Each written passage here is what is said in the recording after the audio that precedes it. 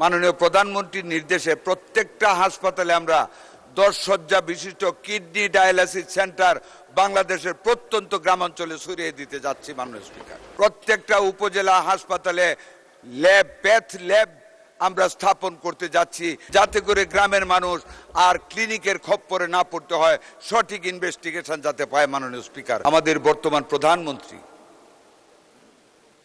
জনাব তারেক রহমান এই কিছুদিন আগে বাংলাদেশের প্রত্যেকটি উপজেলা 50 শয্যা বিশিষ্ট হাসপাতালকে 101 শয্যা বিশিষ্ট হাসপাতালে রূপান্তরিত করার ঘোষণা দিয়েছেন এবং আমরা স্বাস্থ্য মন্ত্রণালয়ের পক্ষ থেকে এরই মধ্যে পিপিপি তৈরি করা সহ সমস্ত কাজ আমরা এগিয়ে নিয়ে যাচ্ছি মাননীয় স্পিকার।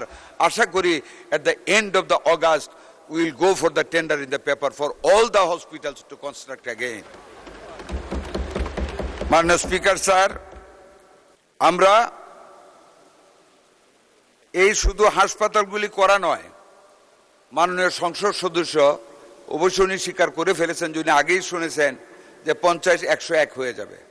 আমরা শুধু এখানে সীমিত থাকিনি মাননীয় স্পিকার, এই 101 শয্যা হাসপাতালগুলিকে মাননীয় প্রধানমন্ত্রীর নির্দেশে প্রত্যেকটা হাসপাতালে আমরা 10 শয্যা বিশিষ্ট কিডনি ডায়ালাইসিস সেন্টার বাংলাদেশের প্রত্যন্ত গ্রামাঞ্চলে ছড়িয়ে দিতে যাচ্ছি মাননীয় স্পিকার। শুধু তাই নয়, প্রত্যেকটা হাসপাতালের জন্য আজকে ফিজিবিলিটি স্টাডির নির্দেশ দিয়েছি। প্রত্যেকটা উপজেলা হাসপাতালে প্যাথ ল্যাব আমরা স্থাপন করতে যাচ্ছি, মেশিনারিজ ইম্পোর্ট করতে যাচ্ছি, যাতে করে গ্রামের মানুষ আর ক্লিনিকের খপ্পরে না পড়তে হয়, সঠিক ইনভেস্টিগেশন যাতে পায় মাননীয় স্পিকার, সেটা আমরা করতে যাচ্ছি। আমরা 5 বছরে প্রত্যেকটা হাসপাতালে নতুন অ্যাম্বুলেন্স দিতে যাচ্ছি। এই বছর 100 হাসপাতালে আমরা 100 অ্যাম্বুলেন্স দিব মাননীয় স্পিকার।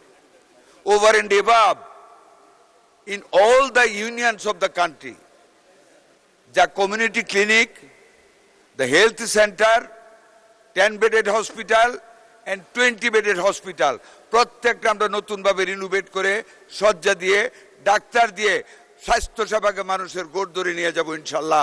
আমরা সেই কাজও শুরু করেছি।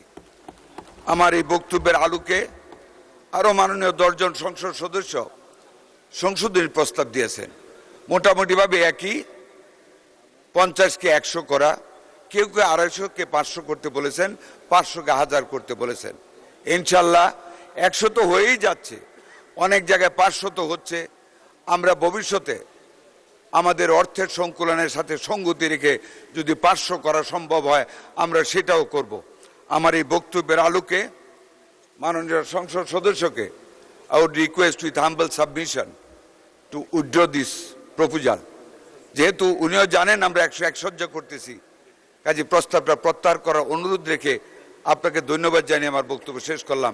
আসসালামু আলাইকুম ওয়া রাহমাতুল্লাহি ওয়া বারাকাতুহু। Thank you, Mr. Health Minister.